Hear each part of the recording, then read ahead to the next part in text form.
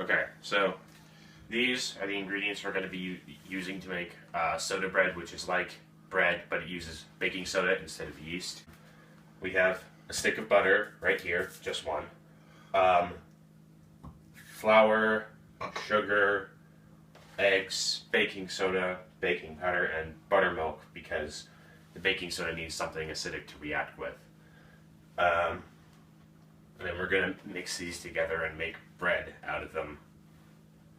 Okay, so we've added all the dry ingredients together as well as a small amount of salt for flavor. And now we're going to throw in the wet ingredients, so the eggs and the buttermilk and the butter. So everything's been mixed, and now we're going to take this and drop it on the counter and knead it. I'm doing that now.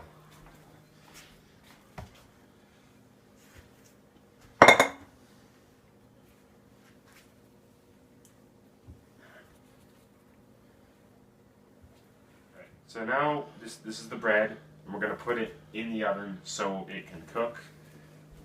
It's at 375. So yes, I'm now putting the bread in the oven. The oven heats up the food, and the leavening process, which is what the baking soda and the baking powder were for, needs heat to speed it up and to allow it to happen. So we're going to put this in for about an hour. Alright, so the bread is done, but now that it's done, I guess it's sort of time to explain. The important things really were the baking soda and the baking powder because they were the leavening agents. If you remember before we started cooking this, it was very small, and now it's large. It's about the size of a person's head, a small person's head. But the baking soda and the baking powder were both leavening agents. The baking soda was sodium bicarbonate, and it's a chemical leavener, which means that it needs something acidic to get it to activate the leavening process, which is what the buttermilk was there for. Buttermilk, by the way, smells horrible. The baking soda, the baking powder, is just basically it's baking soda with a dry acid mixed in.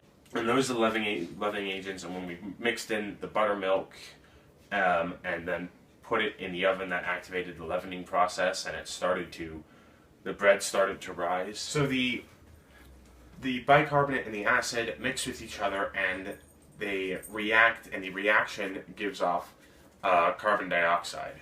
And they need a warm environment in order to react.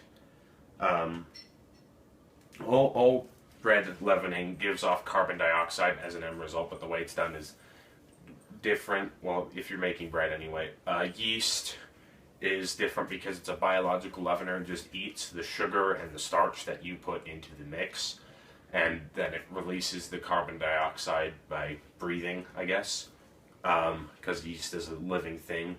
But baking powder and baking soda aren't living. They just react with the acid, and that causes the air bubbles to form, and that makes the bread larger.